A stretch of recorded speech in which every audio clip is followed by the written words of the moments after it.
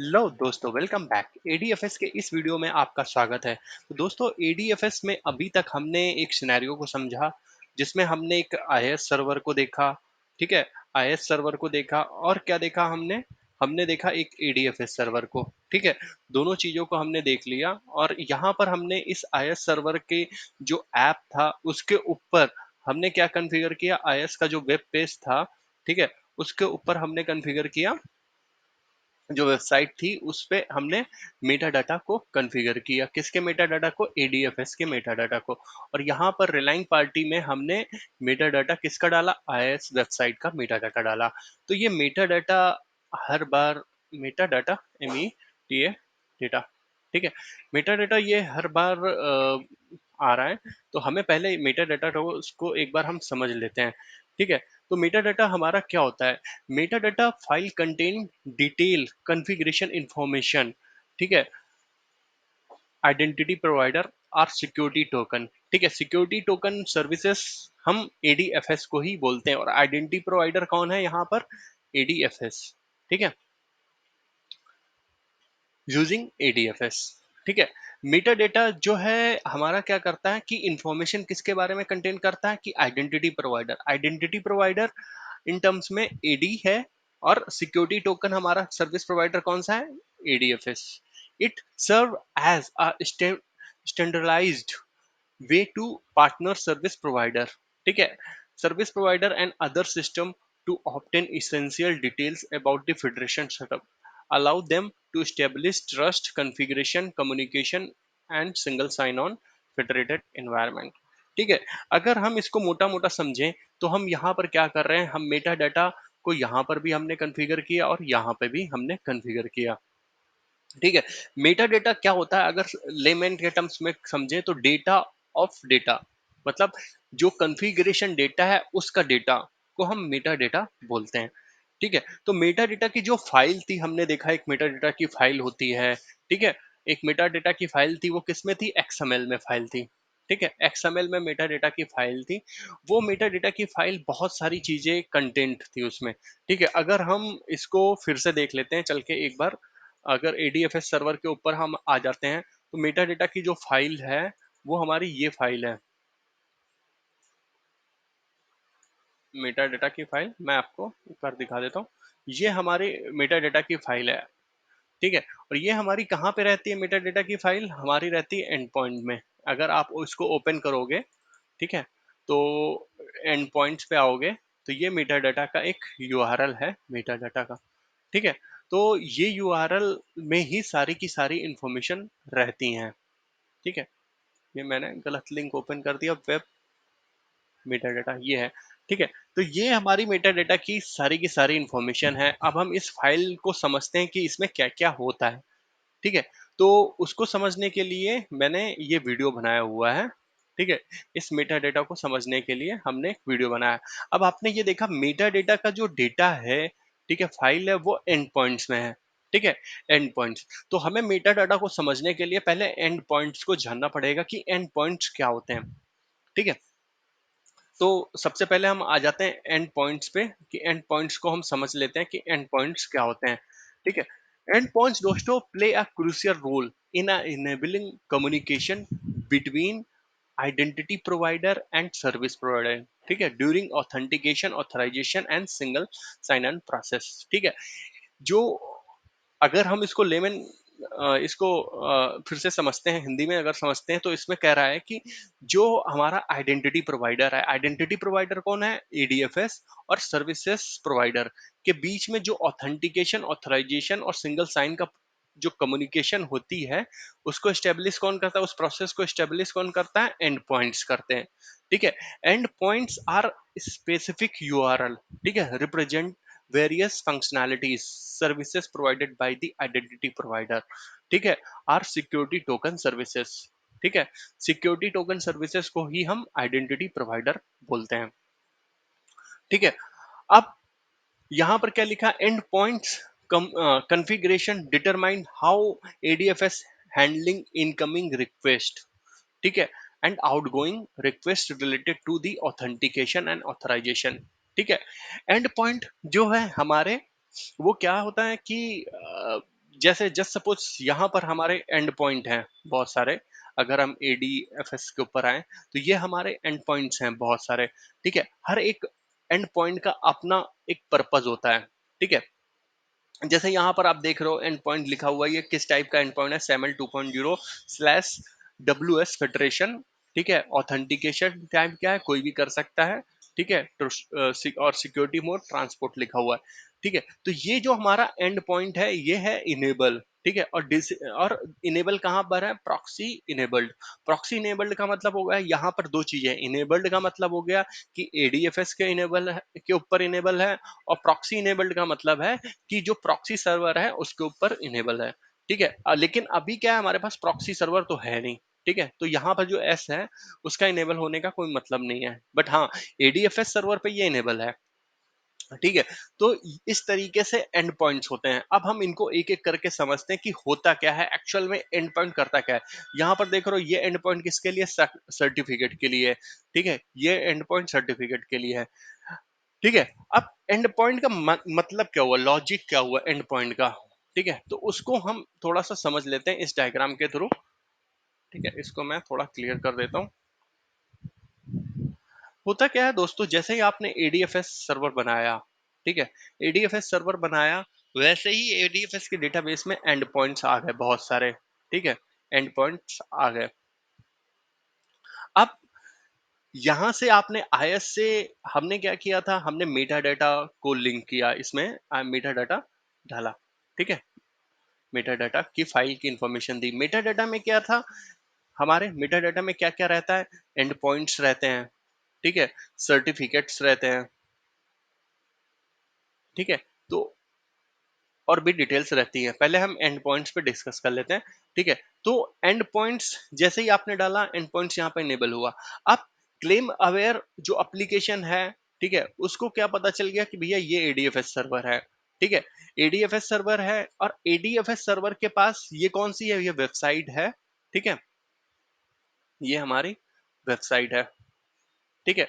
ये हमारी वेबसाइट है। अब वेबसाइट को पता चल गया भैया ये एंड पॉइंट्स हैं, तो जो भी एंड पॉइंट्स वेबसाइट के लिए होगा, ठीक है, उस पे ये रिक्वेस्ट चली जाएगी, ठीक है। जो भी एंड पॉइंट वेबसाइट के लिए होगा, ठीक है, जो भी एंड पॉइंट पर्टिकुलर वेबसाइट के लिए होगा, ठीक है, प्रोटोकॉल के लिए होगा, जो भी यहाँ पर प्रोटोकॉल यूज हो रहा है, जैसे मान लीजिए ये विंडोज है तो यहाँ पर WS फेडरेशन यूज हो रहा होगा, ठीक है।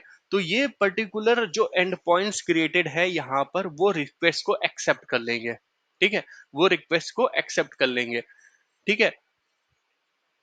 और रिक्वेस्ट को एक्सेप्ट कर लेंगे, और रिक्वेस्ट को पूरा मतलब रिक्वेस्ट को एक्सेप्ट करेंगे, एक्सेप्ट करने के लिए, करने के बाद वो ADFS पे होगा, फिर उसके बाद क्लेम का प्रोसेस चालू हो जाएगा। हम अभी सिर्फ एंड पॉइंट पर फोकस करते हैं, ठीक है। तो रिक्वेस्ट को एक्सेप्ट कर लेंगे, करेक्ट। अब यहां से जो भी कम्युनिकेशन बाहर भी जाएगी वो थ्रू एंड पॉइंट्स के ही थ्रू वापस भी जाएगी, ठीक है। तो ये होते हैं एंड पॉइंट्स, ठीक है। अगर हम इसको अगर ऐसे समझे सॉरी, मान लो ये एक कंट्री है इंडिया, ठीक है, ये है यूके, ठीक है, यूके। अब यूके और इंडिया में जाने के लिए, जैसे हमारा प्लेन का एक कम्युनिकेशन है, ठीक है, प्लेन का कम्युनिकेशन है, अगर रोड होती, आपस में कनेक्टिविटी होती, तो रोड का एक कम्युनिकेशन होता, मतलब उससे गाड़ियां आ जा सकती थी, प्लेन से जा सकती थी, शिप से जा सकती थी। बट कहीं ना कहीं इंडिया में जाके जो पोर्ट होंगे, या एयरपोर्ट होगा, या रोड होगी, वो कहीं ना कहीं कनेक्ट होती है, ठीक है। तो वो है हमारी एंड पॉइंट, किसके लिए, पर्टिकुलर यूके के लिए, ठीक है। तो इस तरीके से एंड पॉइंट होते हैं। अब उसमें क्या है, एंड पॉइंट रिक्वेस्ट को एक्सेप्ट भी कर सकता है और रिक्वेस्ट को भेज भी कर सकता है, मतलब इन एंड आउट दोनों चीजें कर सकता है, ठीक है। तो यहां पर अगर हम एंड पॉइंट में आए, ठीक है, तो यहां पर आप समझ गए ये ऑथराइजेशन और सिंगल साइन ऑन प्रोसेस और ऑथेंटिकेशन के काम आता है, ठीक है। एंड पॉइंट्स को हम जनरली, एंड पॉइंट्स जो रिप्रेजेंट किए जाते हैं वो यूआरएल से रिप्रेजेंट किए जाते हैं, जो मैंने आपको यूआरएल दिखाया था। फुल यूआरएल अभी अभी और भी दिखा देता हूँ। जैसे मेटा डेटा भी एंड पॉइंट का ही एक पार्ट है, ठीक है, मेटा डेटा भी एंड पॉइंट का ही एक पार्ट है, ठीक है। मेटा डेटा का भी हमने यूआरएल देखा, ठीक है। Endpoint configuration determine how ADFS handle incoming request and outgoing request response related to authentication and authorization. ठीक है, अब यहाँ पर कुछ एग्जांपल्स हैं एंड पॉइंट के, जैसे सिंगल साइन ऑन। ठीक है, ये सिंगल साइन ऑन का यूआरएल है हमारा https example.com। ठीक है, example.com यहाँ पर हमारा हो गया ADFS, सॉरी, यहाँ पर हो गया हमारा ADFS dot learn in Hindi dot com. ठीक है, dot slash ADFS slash LS, ये हमारा हो गया। ठीक है, और फिर उसके बाद आता है सिंगल लॉग आउट। ठीक है, ओ ऑथ ऑथराइजेशन। ठीक है, इसका भी एंड पॉइंट का ये लिखा हुआ है। तो ये सारे के सारे एंड पॉइंट होते हैं। ठीक है, एंड पॉइंट्स हर एक प्रोटोकॉल के लिए, हर एक साइन इन के लिए, ठीक है, ऑथराइजेशन के लिए, ऑथेंटिकेशन के लिए, मेटा डेटा के लिए, सारे के सारे एंड पॉइंट्स ऑलरेडी डिफाइन होते हैं, प्री डिफाइन होते हैं। ठीक है, तो एंड पॉइंट्स, अगर हम यहाँ पर आके देखें एंड पॉइंट्स के बारे में फिर से एक बार क्विक व्यू देख लेते हैं। तो जैसे ये मैंने दिखाया आपको, ये एक एंड पॉइंट है। ठीक है, इसके आगे क्या लिखा होता है, अगर ये एंड पॉइंट और इस एंड पॉइंट को आप कंपेयर करोगे, जो मैंने यहाँ पर लिखा हुआ है, अगर मैं इसको कॉपी पेस्ट कर लेता हूँ।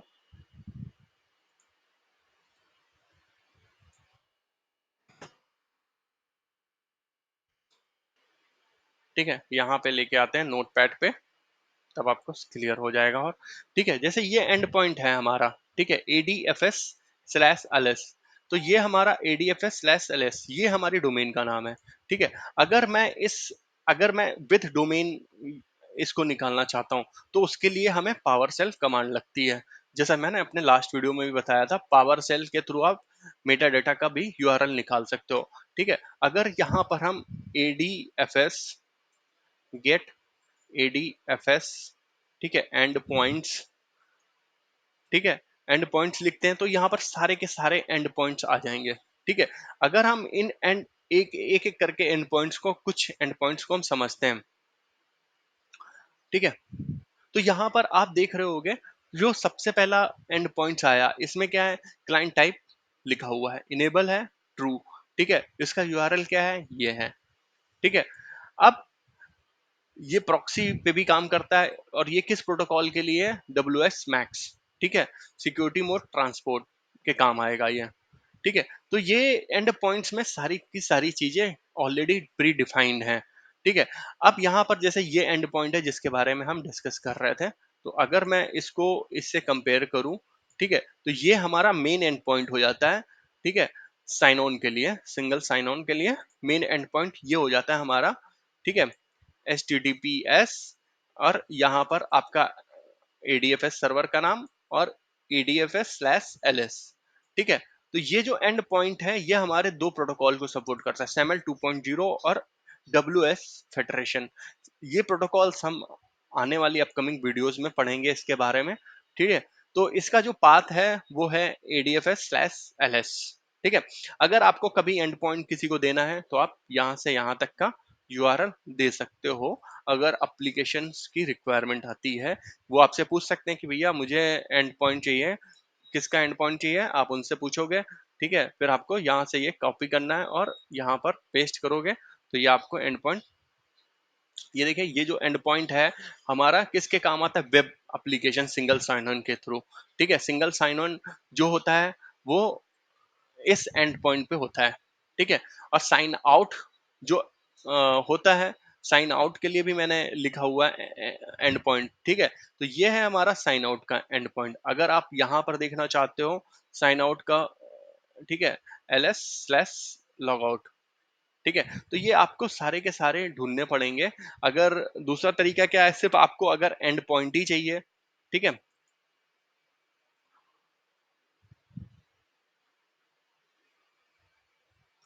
ठीक है, अगर लॉग आउट वाला आपको देखना है, तो आप पीछे यहाँ पर स्लैश लॉग आउट लिख सकते हो। ठीक है, तो ये लॉग आउट वाला हमारा एंड पॉइंट है। ठीक है, तो इस तरीके से सारे के सारे एंड पॉइंट कन्फिगर होते हैं। और एंड पॉइंट का काम क्या है, रिक्वेस्ट को एक्सेप्ट करना और रिक्वेस्ट को सेंड भी करना। ठीक है, ठीक है। ये जैसे सर्वर में क्या होते हैं कि मान लो मैंने आपको एक्टिव डायरेक्टरी सर्वर बताया कि एक्टिव डायरेक्टरी सर्वर्स के लिए हम पोर्ट्स ओपन करते हैं, एडी पोर्ट्स, ताकि रिक्वेस्ट एक्सेप्ट हो सके और रिक्वेस्ट बाहर उन्हीं पोर्ट से जा सके। ठीक है। तो वैसे ही सेम काम एंड पॉइंट्स का भी रहता है, रिक्वेस्ट को एक्सेप्ट करते हैं और रिक्वेस्ट को बाहर भेजते हैं। ठीक है। अब आ जाते हैं नेक्स्ट पॉइंट पे। Endpoint in ADFS define the entry point and the communication channel for authentication. ये मैं बता चुका हूं, authorisation and SSO process. They enable secure and trusted interaction between IDP and SP, ensuring a consistent and secure user experience across the different services। ये क्यों ऐसा हो पाता है? क्योंकि क्या होता है, जो मैंने बताया आपको, मेटा डेटा, मेटा डेटा जो हम देते हैं उसमें हमारे सर्टिफिकेट्स भी होते हैं। ठीक है। सर्टिफिकेट्स होते हैं। ठीक है। और भी बहुत सारी चीजें होती हैं। सर्टिफिकेट क्या करता है, इंश्योर कर देता है जो कम्युनिकेशन है वो आपकी सिक्योर होगी। ठीक है। अब अगर हम मेटा डेटा पे आ जाते हैं, मेटा डेटा में समझते हैं कि मेटा डेटा में क्या क्या चीजें होती हैं। ठीक है। मेटा डेटा में सबसे पहले क्या होती है, एंट्री होती है। एंट्री किसकी होती है कि आपका जो एडीएफएस सर्वर है उसकी एंट्री होगी, भैया हाँ ये आपका एडीएफएस सर्वर है, ये मेटा डाटा इस एडीएफएस सर्वर की है। ठीक है। Single sign on end point, जो मैंने आपको भी बताया, single sign on end point हमारा। ठीक है। ये क्या single sign on end point क्या होता है, ये जो हमारा सिंगल साइन एंड पॉइंट का काम क्या होता है वो एक बार हम समझ लेते हैं। कि जैसे मैंने आपको यहाँ पर बताया कि एक इसका यूआरएल होगा। ठीक है। एक इसका वेब पेज होगा। ठीक है। और एक इसका एडीएफएस का वेब पेज होता है। ठीक है। एडीएफएस का वेब पेज होता है। अब क्या होता है जब हम यहाँ पर लॉगिन करते हैं, ठीक है, तो ये रीडायरेक्ट हो जाता है इस वाले पेज पे। ठीक है। ये रीडायरेक्ट हो जाता है इस वाले पेज पे। तो ये होता है सिंगल साइन ऑन पेज की वजह से। ठीक है। मेटा डेटा जब हम यहाँ पे डालते हैं तो मेटा डेटा के थ्रू हम सारी इंफॉर्मेशन इस आईएस सर्वर को दे देते हैं, भैया इसका सिंगल साइन ऑन, ठीक है, लॉग आउट साइन आउट कौन सा पेज है, तो वो सारी चीजें आईएस सर्वर रिडायरेक्ट कर देता है। ठीक है। तो ये होती है हमारे sign out, single log out end points. ठीक है। पब्लिक की भी हम देते हैं। पब्लिक की मतलब हो गया सर्टिफिकेट। ठीक है। हमारा सर्टिफिकेट की वैल्यूज भी मेटा डेटा के अंदर रहती हैं। सपोर्टेड प्रोटोकॉल्स भी इंफॉर्मेशन रखते हैं कि भैया कौन कौन सा आपका एडीएफएस सर्वर सपोर्ट करता है प्रोटोकॉल्स। ठीक है। नेम आईडी फॉर्मेट भी होता है, format in which IDP can provide a user identity. ठीक है। कौन से फॉर्मेट में यूजर की आइडेंटिटी को प्रोवाइड करेगा। एट्रीब्यूट मैपिंग भी रहती है। एट्रीब्यूट आपको पता है कहाँ से मिलते हैं, सारे के सारे ईडी से एट्रीब्यूट्स मिलते हैं। ठीक है। एट्रीब्यूट्स मैपिंग जो मैंने आपको बताया, इन और आउट। ठीक है। मतलब जैसे क्लेम्स में मैंने आपको बता दिखाया था लास्ट वीडियो में, जब हम रिले कॉन्फ़िगर करते हैं। ठीक है। जब हम रिले कॉन्फ़िगर करते हैं, जैसे मैं आपको फिर से बता देता हूँ कि हम जब रिले कॉन्फ़िगर करते हैं तो वहां पर एक मैप करते हैं।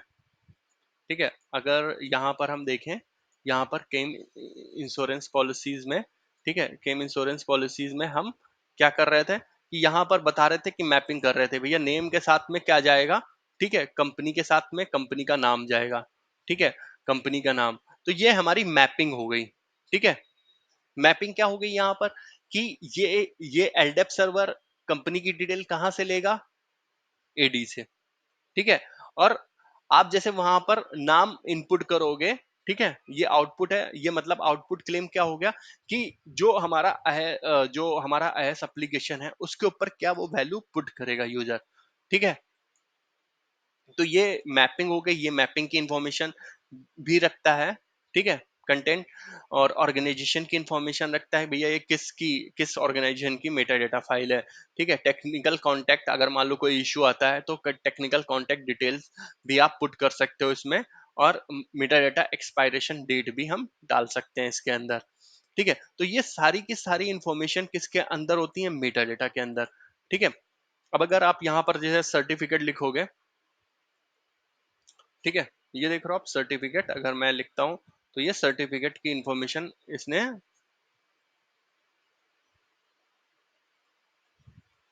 get ठीक है। तो यहाँ पर ये सर्टिफिकेट की इंफॉर्मेशन भी रखता है। अगर आप उस सर्टिफिकेट को निकाल के, ठीक है, अगर उसमें चेंज करना चाहते हो, जैसे ये हो गया हमारी किसकी इंफॉर्मेशन है, सैमल की इंफॉर्मेशन है, ठीक है, सैमल की इंफॉर्मेशन है। तो ये सारी की सारी इंफॉर्मेशन इस फाइल के अंदर रहती हैं। अगर आप इसको डीप ड्राइव करोगे तो आप जैसे ये है हमारा X509 सर्टिफिकेट इश्यूअर है, ठीक है। तो ये सारी की सारी इंफॉर्मेशन इसके इस फाइल के अंदर रहती हैं। एक बार इसको डीप एनालाइज करोगे फाइल को, तो वो सारी की सारी इंफॉर्मेशन आप निकाल सकते हो। बट एज पर एडीएफएस गाय, आपको पता होना चाहिए कि ये काम क्या करती है, ठीक है, मेटा डेटा। तो आशा करता हूँ ये वीडियो आपको समझ में आ गया होगा। अगर आप कोई कोई भी क्वेश्चंस या कोई भी डाउट्स हैं, मुझे कमेंट बॉक्स में बताएं। Thank you.